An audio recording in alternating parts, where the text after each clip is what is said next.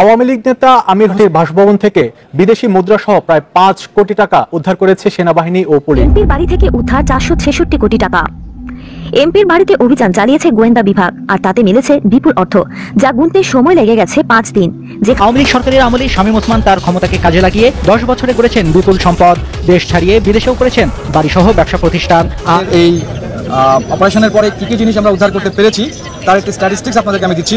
তো অবশেষে বেরিয়ে এলো হাসিনা লুকিয়ে রাখা অবৈধ সম্পদ, হাজার হাজার কোটি টাকা ও কয়েকশো কেজি স্বর্ণ। দর্শক শ্রোতা, এই দিকে সেনাবাহিনী চালাচ্ছে কঠিন অভিযান। অবশেষে কি কি পাওয়া গেল সে বিষয়ে আমরা বিস্তারিত জানবো এবং কিভাবে লুকিয়ে রাখা ছিল সেগুলো আমরা জানবো। আজকে ভিডিওটি খুবই ইম্পর্ট্যান্ট ভিডিও, যার কারণে সম্পূর্ণ ভিডিওটা না টেনে দেখতে চেষ্টা করবেন। তো কথা না বেরিয়ে চলুন আমরা ভিডিও মূল আলোচনা চলে যাই। ভিডিও মূল আলোচনা চলে যাওয়ার আগে আপনার কাছে আমার ছোটো করে একটু অনুরোধ, আপনি প্রত্যেক মুহূর্তের আপডেট পেতে চাইলে অবশ্যই চ্যানেলটি সাবস্ক্রাইব করে দেবেন এবং পাশে থাকা বেল আইকনটি ক্লিক করে দেবেন, তাহলে প্রত্যেক মুহূর্তের আপডেটগুলো সবার আগে পৌঁছবে আপনার কাছে। তো সব কথা না বাড়িয়ে চলুন আসলে ঘটনাটি তাহলে বিস্তারিত দেখে আসি।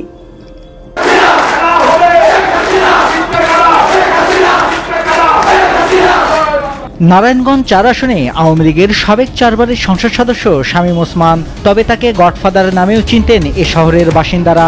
নানা বক্তব্য দিয়ে সবসময় থেকেছেন সমালোচনায়। আওয়ামী লীগ সরকারের আমলে শামীম ওসমান তার ক্ষমতাকে কাজে লাগিয়ে ১০ বছরে গড়েছেন বিপুল সম্পদ, দেশ ছাড়িয়ে বিদেশেও করেছেন বাড়িসহ ব্যবসা প্রতিষ্ঠান। আর তার এই বিপুল সম্পদ গড়ার পেছনে ছিল ৭ খলিফা। জানা যায়, পারিবারিক সূত্র ধরেই ছাত্র জীবন থেকে রাজনীতিতে জড়িয়ে পড়া শামীম ওসমান ১৯৯৬ সালে ৭ম জাতীয় সংসদ নির্বাচনে অংশ নিয়ে প্রথমবার সংসদ সদস্য হন। এরপর ২০০১ সালে ৪ দলীয় জোট সরকার ক্ষমতায় এলে তিনি ভারত পালিয়ে যান। পরে সেখান থেকে কানাডায় গিয়ে আত্মগোপনে ছিলেন বহু বছর।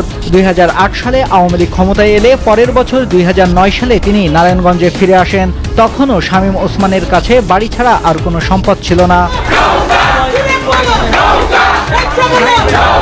শামীম ওসমান দেশে ফেরার পর ২০১৪ সালে ১০ম জাতীয় সংসদ নির্বাচনে অংশ নিয়ে হলফনামায় উল্লেখ করেন বাড়ি গাড়ি ও জমি ছাড়া সে সময় তিনি প্রায় ৪.৫ কোটি টাকার মালিক। ২০২৪ সালে দ্বাদশ জাতীয় নির্বাচনের সময় জানান তার টাকার পরিমাণ প্রায় ৮ কোটি টাকা। আর তার নামে ফতুল্লার মাসদাইরের গাবতলীতে ১০% জমি, নগরীর জামতলায় দোতলা বাড়ি ও উত্তর চাষারার পৈতৃক বাড়ির মালিকানা ও পূর্বাচলে ১০ কাঠা জমিসহ সোনারগাঁওয়ের বারদিতে ১২৩% কৃষি জমি রয়েছে। তবে লুকিয়ে যান রাজধানীর গুলশান ও উত্তরার বাড়ি ও বসুন্ধরার ফ্ল্যাটসহ নামে বেনামে থাকা সম্পদের কথা। এছাড়া শামীম ওসমানের অন্তত ১১টি পণ্যবাহী কার্গো ও ট্যাঙ্কার জাহাজ রয়েছে। দেশের চেয়ে বিদেশে বেশি সম্পদ গড়েছেন ওসমান পরিবারের এই সদস্য। অনুসন্ধানে জানা গেছে, শামীম ওসমানের পরিবারের নামে দুবাইয়ের আজমান, মালয়েশিয়া, কানাডার টরন্টো সিটি, আমেরিকার নিউ ইয়র্কে, তুরস্ক, ইংল্যান্ড ও সুইজারল্যান্ডে বাড়ি ব্যবসা রয়েছে। শামীম ওসমান তার বেশিরভাগ সম্পদ গড়েছেন মেয়ে লাভিবা জোহার নামে। কয়েকটি দেশের নাগরিকত্ব আছে ওসমান পরিবারের সদস্যদের। ৮০ দশকের বেকার শামীম ওসমান এখন জ্বালানি তেল প্রতিষ্ঠান ZN corporation, ZN shipping licence limited, ঠিকাদারি প্রতিষ্ঠান Maisha enterprise, wisdom knitting mills ও খান ব্রাদার্স ইনফোটেক লিমিটেডের মালিক। শুধু শামীম ওসমানই নয়, তার শ্যালক বিসিবির সাবেক পরিচালক তানভীর আহমেদ টিটু দুবাইয়ের আজমানের ডুপ্লেক্স বাড়িসহ যুক্তরাষ্ট্রে অন্তত ৬টি বাড়ি কিনেছেন। ভাতিজা আজমেরিও বাড়ি কিনেছেন দুবাইতে। এসব দেশে শামীম ওসমানের বন্ধু ও সহযোগী তাকে সম্পদ গড়তে সহযোগিতা করে। অভিযোগ রয়েছে, আওয়ামী লীগ সরকারের ক্ষমতাকে কাজে লাগিয়ে অল্প সময়ে দেশে বিদেশে বিপুল সম্পদ গড়েছেন সাবেক এই এমপি। জড়িত ছিলেন চাঁদাবাজি, জমি দখল, পরিবহন ও ফেরিঘাট সেক্টরের নিয়ন্ত্রণ, শিল্প অঞ্চল বিসিক আদমজির ঝুট সেক্টরের চাঁদার ভাগ, ইন্টারনেট ডিশ কারবার, এলজিডি গণপূর্ত অধিদপ্তরের টেন্ডারবাজি সহ তদবির বাণিজ্যে। আর দুর্নীতিতে তাকে সহযোগিতা করেছে ৭ খলিফা। তারা হলেন শাহ নিজাম, শাহাদাত হোসেন, সাজনু, মতিউর রহমান মতি, মীর সোহেল, আব্দুল করিম বাবু, খালেদ হায়দার খান কাজল ও এহসানুল হক নিপু। এদের বিরুদ্ধে কথা বললেই চাষারা রাইফেলস ক্লাবে নিয়ে যেয়ে নির্যাতন করতেন তার অনুসারীরা। তার যে টর্চার সেল রয়েছে কতগুলো, সেখানে নিয়ে শিশু নির্যাতন এবং মানুষদের নির্যাতন করা হয়, যেটা আমাদের ত্বকী হত্যারও একজন সাথে জড়িত শামীম ওসমান। তিনি যদি সন্ত্রাসী না হতেন তাহলে নারায়ণগঞ্জ থেকে উনি পালাতেন না। এমন কোনো খাত নাই যে খাতের মধ্যে তার মাফিয়া চাঁদাবাজি রাজত্ব এখানে কায়েম করেন নাই, এবং এইটা করতে গিয়ে তার বিশাল বড় একটি সন্ত্রাসী গোষ্ঠী সে নিয়ন্ত্রণ করত। সেই সন্ত্রাসী গোষ্ঠী দিয়ে এই পুরো অঞ্চলকে মানুষকে ভয়ভীতি এবং হামলা মামলা নানান ধরনের ঘটনার মধ্যে রেখেছে। এমন কোনো সেক্টর নাই যেখানে তার নাম শোনা যায় না যে তার হস্তক্ষেপ ছিল না। আপনি দেখেন নারায়ণগঞ্জের যে কয়টি প্রতিষ্ঠান ছিল যেখানে আমরা দেখেছি দীর্ঘদিন নির্বাচন হতো, মানুষ তার চয়েস মতো একজনকে সেখানে বসাতে। শুধু টাকার কুমিরই নয়, তকি, বুলু, মিঠু সহ একাধিক হত্যা গুমের অভিযোগে শামীম ওসমানের বিরুদ্ধে বছর জুড়ে চলমান ছিল আন্দোলন। এর মধ্যে আবার শামীম ওসমানের নেতৃত্বে তার ক্যাডাররা ছাত্র জনতার উপর গুলি ছোড়ে। মূলত শামীম ওসমানরা নারায়ণগঞ্জকে অশান্ত করে রেখেছিল বলে জানান নাগরিক সমাজের নেতারা। অসংখ্য শিল্প প্রতিষ্ঠানের কাছ থেকে শামীম ওসমান বিপুল অঙ্কের টাকা নিয়ে রাতারাতি বনে যান হাজার হাজার কোটি টাকার মালিক। সেই সাথে তার সন্ত্রাসী কর্মকাণ্ড ব্যাপক হারে চালিয়ে যাচ্ছে। আমরা দেখেছি নারায়ণগঞ্জের তকিকে খুন করেছে 2013 সালে। আজ পর্যন্ত প্রায় 12 বছর হতে চলল, অথচ আমরা এই খুনের বিচারটি পাইনি। এটি শামীম ওসমান, তার পুত্র, তার ভাতিজা আজমির ওসমান এই খুনটি করেছে, এটা সবাই জানি। সাবেক প্রধানমন্ত্রী তিনিও জানতেন, কিন্তু এই বিচারটি করেন নাই। তার কোন ক্যাডার কত টাকা মালিক ছিল, কত সম্পদের মালিক ছিল, আর এখন কতটা সম্পদের মালিক, প্রত্যেকের ক্যাডারদের নাম আছে, ঠিকানা আছে, সব সরকারের হাতে আছে, সরকারি এজেন্সির হাতে আছে। শামীম ওসমানের নাম নিয়ে শামীম ওসমান।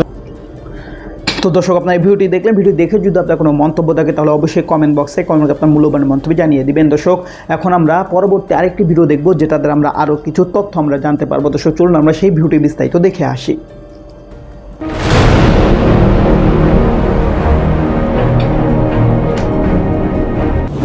এমপির বাড়ি থেকে উদ্ধার 466 কোটি টাকা।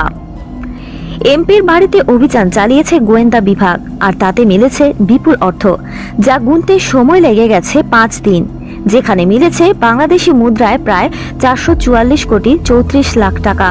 সোমবার 11 ডিসেম্বর অবিশ্বাস্য এমন এক ঘটনার তথ্য জানিয়েছেন ভারতীয় সংবাদ মাধ্যম এনডিটিভি। প্রতিবেদনে বলা হয়েছে, ভারতীয় কংগ্রেসের এক এমপির বাড়িতে অভিযান চালিয়েছে গোয়েন্দা সংস্থার কর্মকর্তারা, যেখানে পাওয়া অর্থ গুনতে যোগ দিয়েছেন 50 জন ব্যাংক কর্মকর্তা। নেওয়া হয়েছে 40টি গণনার মেশিন। এরপর টানা 5 দিন ধরে গণনা করা হয়েছে। সেখানে মিলেছে 353.5 কোটি রুপি, যা টাকার অঙ্কে প্রায় 466 কোটি 34 লাখ 76 হাজার টাকার সমান। ভারতের ইতিহাসের আগে সব রেকর্ড ভেঙেছে এই অর্থ। এটি এখন সবচেয়ে বড় নগদ অর্থ উদ্ধার অভিযান। অভিযান পরিচালনা করা ওই ব্যক্তির নাম ধীরজ সাহু। তিনি ভারতের কংগ্রেসের রাজ্যসভার সংসদ সদস্য।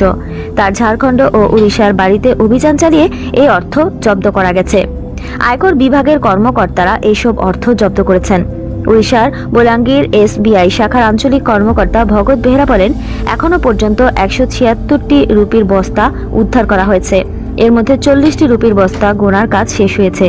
বিপুল এই অর্থ গণনার জন্য ব্যাংক চত্বরে নিরাপত্তা জোরদার করা হয়েছে। নগদ অর্থ উদ্ধার অভিযান 24 ঘন্টায় মিলল 290 কোটি।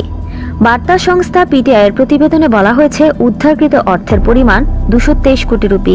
এসব অর্থ গণনার জন্য আয়কর বিভাগ 35টির বেশি ক্যাশ কাউন্টিং মেশিন কাজে লাগিয়েছে।